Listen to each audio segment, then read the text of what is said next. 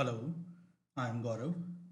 This screencast is for operationalizing machine learning project, which is part of Udacity's machine learning engineer for Microsoft Azure Nano Degree. In this project, we are working with data pertaining to direct marketing campaigns of a banking institution.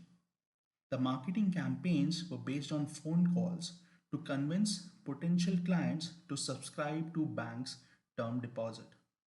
The goal of this exercise is to predict whether a potential client would accept and make a term deposit or not.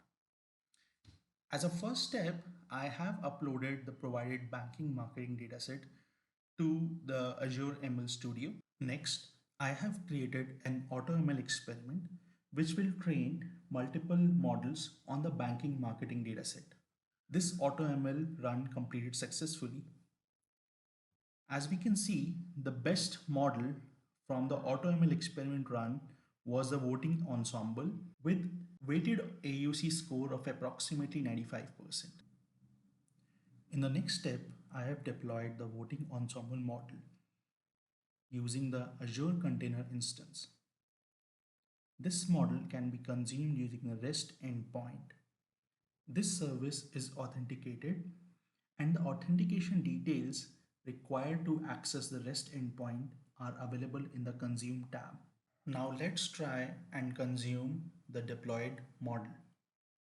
I will demonstrate this using a Python file. In the endpoint.py file, I have updated the scoring URI with the REST endpoint. And since this service is authenticated, I have used the primary key which can be copied from the Consume tab. Through this Python file, I am sending two sample data set to score and get results back from the model, ascertaining if these potential customers will make a term deposit with the bank or not. Let's see how the voting ensemble will predict the outcome for the two potential customers. For this, I'll be running the endpoint.py in the PowerShell. And here we have the output.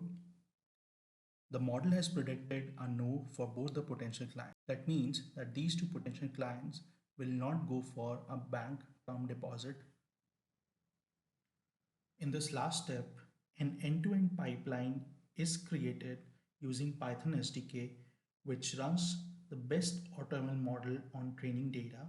The pipeline is then published using Python SDK, which enables a REST endpoint to rerun the pipeline from any HTTP library on any platform. Here you can see the pipelines have been created and published. The pipeline endpoints can be accessed from this window. That's all from my side in this screencast. Thank you.